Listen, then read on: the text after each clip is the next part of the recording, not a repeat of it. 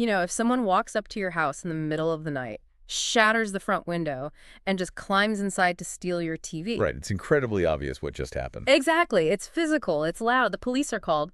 But imagine a completely different kind of burglar. Oh, this is a great analogy. Imagine someone who just stands on your porch, casually strikes up a conversation, and somehow talks you into opening the door, unhooking the TV yourself, and carrying it out to their car. And you're actually thanking them as they drive away with it. Yes. It sounds totally absurd when you put it like that, but that scenario, that captures exactly what we are exploring today. It really does. Yeah. Because today is all about the difference between, blunt force and the invisible, silent power of psychological influence. We're diving deep into the entire spectrum of human influence today. We're going to start by looking at the everyday forces that, ethically shape our decisions. And normal stuff. Right. But then we are going to walk right into the darkest realities of toxic manipulation. Yeah, it gets pretty heavy. It does. We're looking at classic persuasion principles, brand new clinical psychology research on the dark triad personality types, and the actual mechanics of love bombing and gaslighting. Along with guides for surviving workplace manipulators and a really deeply sobering briefing from Welsh Women's Aid on the impacts of coercive control. Our mission today basically is to equip you with a psychological decoder ring. I love that framing. Because influence isn't some, abstract concept. It is happening to you every single day. Every day. And by the end of this conversation, you're going to be able to spot the exact difference between harmless persuasion and malicious manipulation. You'll understand the hidden mechanics, the why and the how behind these tactics. And most importantly, you will have actionable ways to defend your own reality. Okay, let's unpack this. Because before we can really understand how our minds get hijacked, we kind of have to understand how they're naturally wired to be persuaded in the first place. Right, because our brains are fundamentally, they're built to look for shortcuts. We just process so much information every second that we need these built-in psychological heuristics just to survive. Like we'd crash without them. Exactly. And the psychologist Robert Cialdini's principles of influence show us that most of the time, these shortcuts are totally harmless, mutually beneficial even. Like the principle of reciprocity, right? Yeah. Humans are socially wired to absolutely hate the feeling of being indebted to someone. Evolutionarily, if someone shared their food with you, you owed them, which kept the tribe cohesive. There is this famous restaurant mint study that perfectly illustrates this. So if a server brings a single mint with your check at the end of a meal, your tip goes up slightly. Right, a nice little bump. But if they bring a mint, start to walk away, and then turn back, look you in the eye and say, you know what, these mints go particularly well after burgers, here's a second one just for you. Tips absolutely skyrocket. It's wild because it stops feeling like a standard restaurant transaction. It starts feeling like a customized, unexpected gift. And your brain just screams, I owe them something in return. Exactly. And another massive driver is social proof or consensus.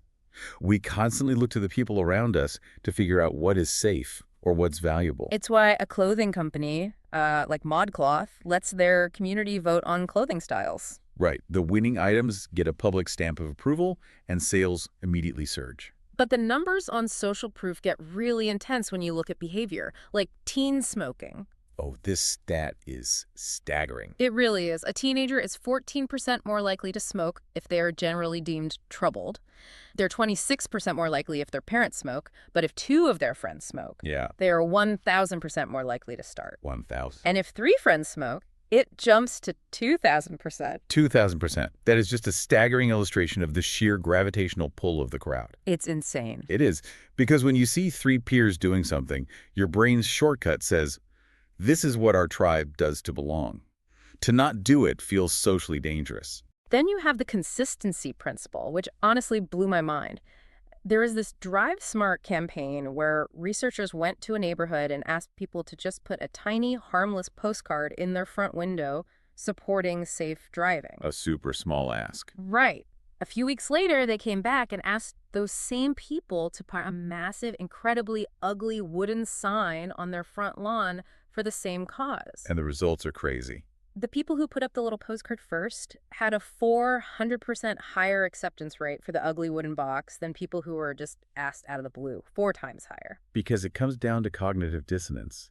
We desperately want our current actions to align with our past commitments. Right. We want to make sense to ourselves. Exactly. If we take a small public stance, like putting up a postcard, Our internal narrative shifts. We think, I am the type of person who supports safe driving. So when the big ugly sign comes. Refusing it would make us feel like hypocrites. We say yes just to avoid the psychological discomfort of being inconsistent. And we can't forget scarcity and contrast.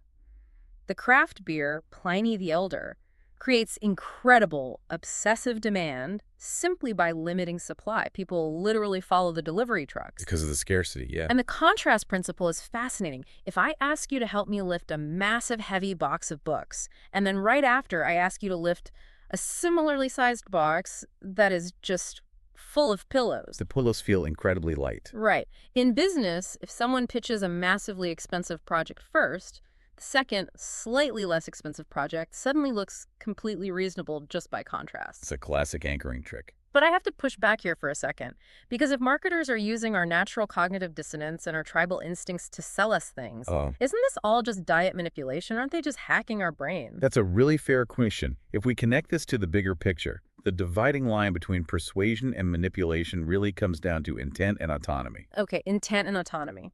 Right. Ethical persuasion, like what Cialdini describes, respects your fundamental right of refusal. Yeah. The server wants a better tip, sure, but they aren't forcing you.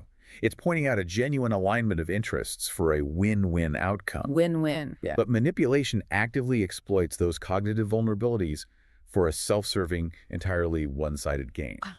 It hides the ball, and it doesn't care if you get hurt in the process. So what happens when we strip away the mutual benefit entirely? I actually looked into the history of the word manipulation itself, and the evolution is so telling. Oh yeah, the etymology of it. Yeah.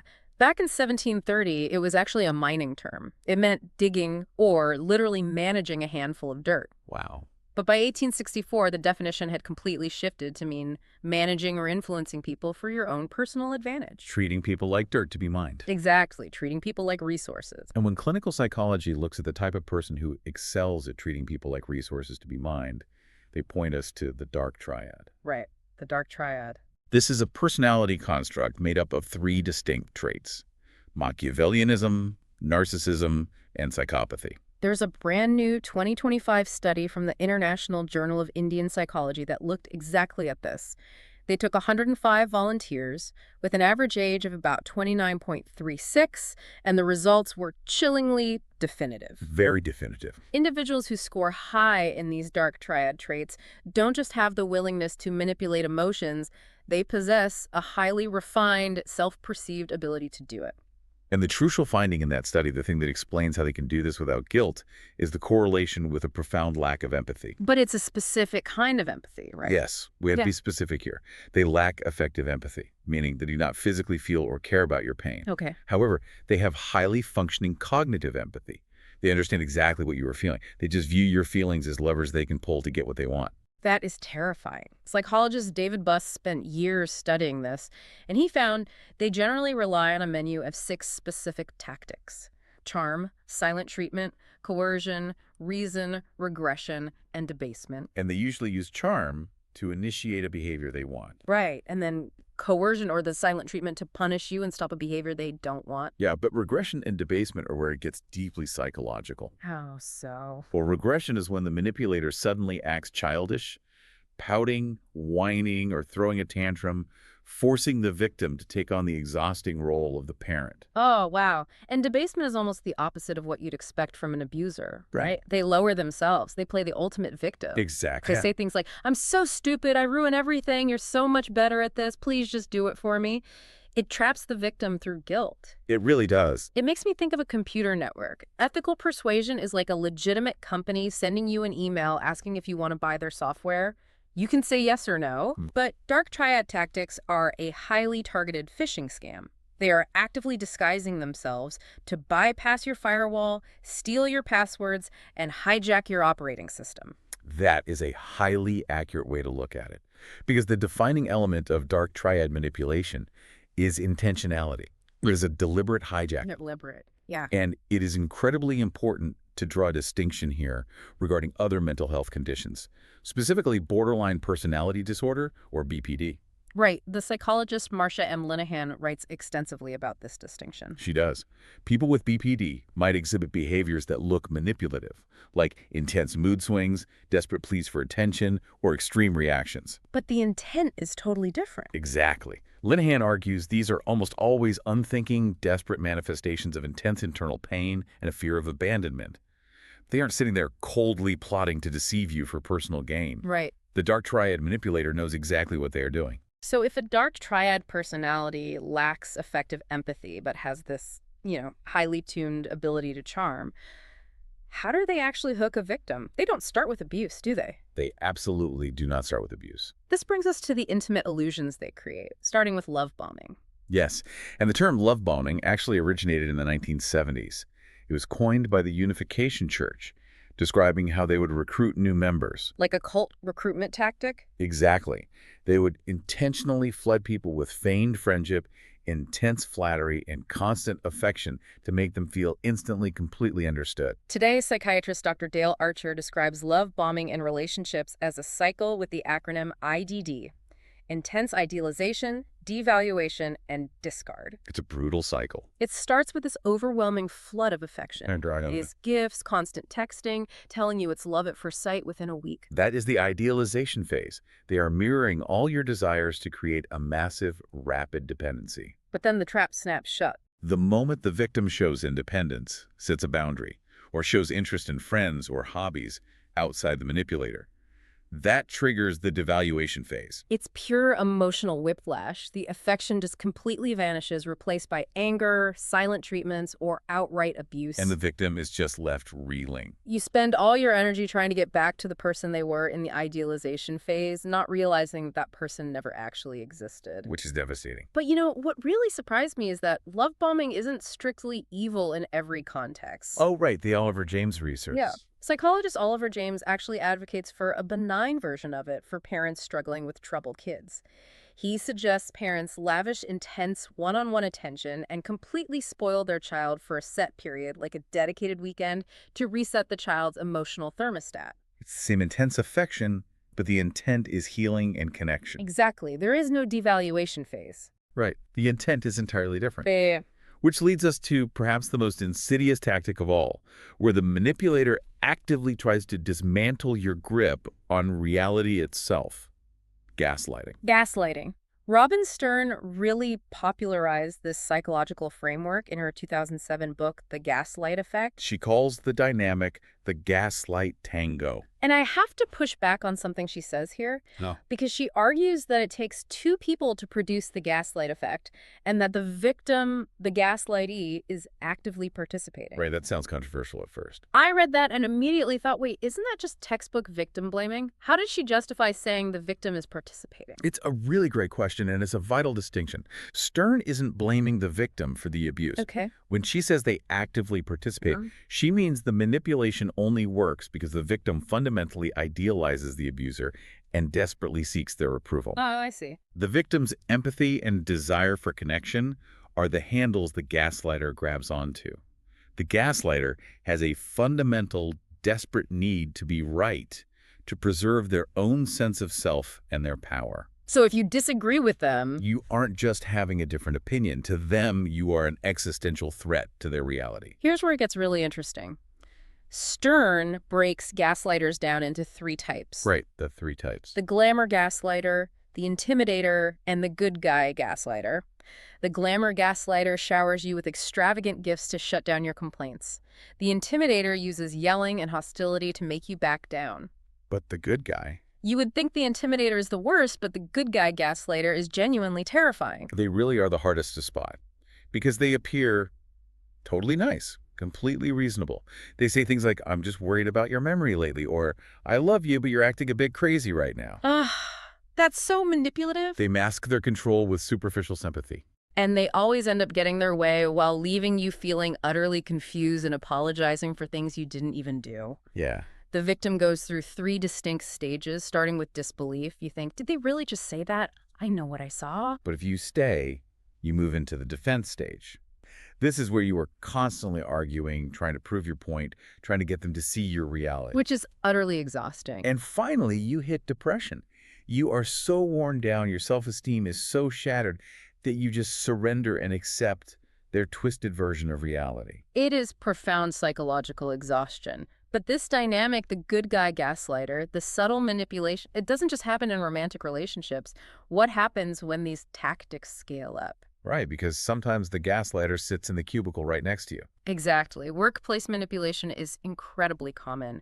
We looked at a guide from the Listening Partnership that describes a classic workplace manipulator they call Toxic Tony. Toxic. These individuals are absolute masters of creating chaos behind the scenes while keeping their own hands seemingly clean. They use selective attention. Right? Yes.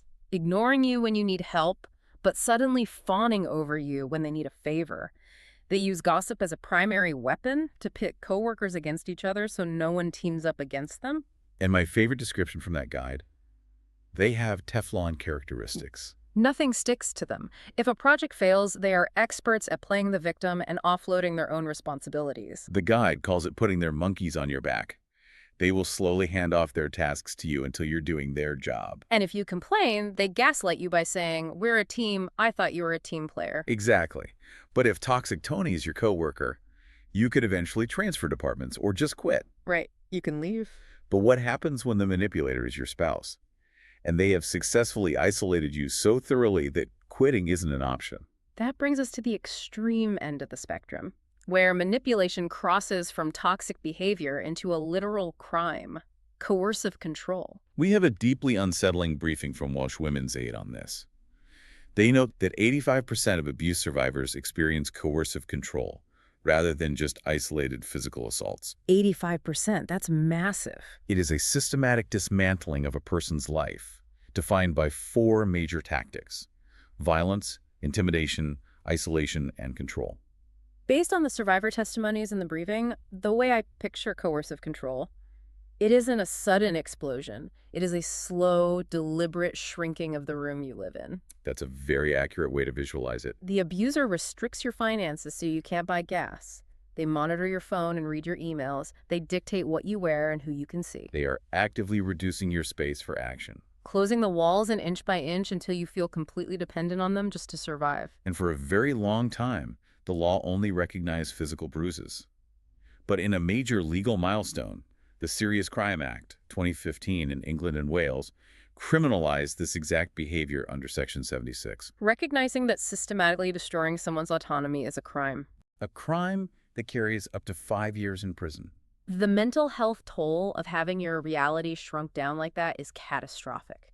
The data shows that 52% of women in domestic violence refuges experience major depression. 52% compared to a 2.5% national average. Right, and 77% experience severe sadness and anxiety. Just let that sink in. 52% compared to 2.5. Yeah. What's fascinating here is how these manipulators will actively weaponize those resulting mental health conditions. Oh, how do they do that? If a victim develops depression or anxiety because of the abuse, the abuser will point to it as proof that the victim is crazy. They will tell them to harm themselves or convince them that no one else would ever want them because they're damaged. That is just so dark. And this is why early intervention from outsiders is so critical. The Welsh government implemented Ask and Act training for public sector and mental health professionals. Which is so important. Because if a doctor just looks at the symptoms and treats the depression with medication, but completely misses the fact that the patient is being systematically isolated and gaslit at home, they aren't treating the root cause. Right. This training teaches professionals to make targeted inquiries, giving victims the actual vocabulary to name what is happening to them. And naming it is the very first step to fighting it. Once you realize you aren't crazy, the illusion shatters. Which brings us to the most vital part of our mission today: reclaiming your reality. How do we defend against all of this? What stands out to you about these defenses? Because as I read through all the different experts, Archer on love bombing, Stern on gaslighting, the workplace coaches there is one massive common thread. And what's that? The ultimate defense against any manipulator is pausing. It is breaking their momentum. Absolutely, because manipulation relies on urgency and emotional overwhelm. Dr. Dale Archer gives us the SLL counter strategy to love bombing: stop, look, and listen. Before you get swept away by the grand promises, you force a pause. You look at their actions over time.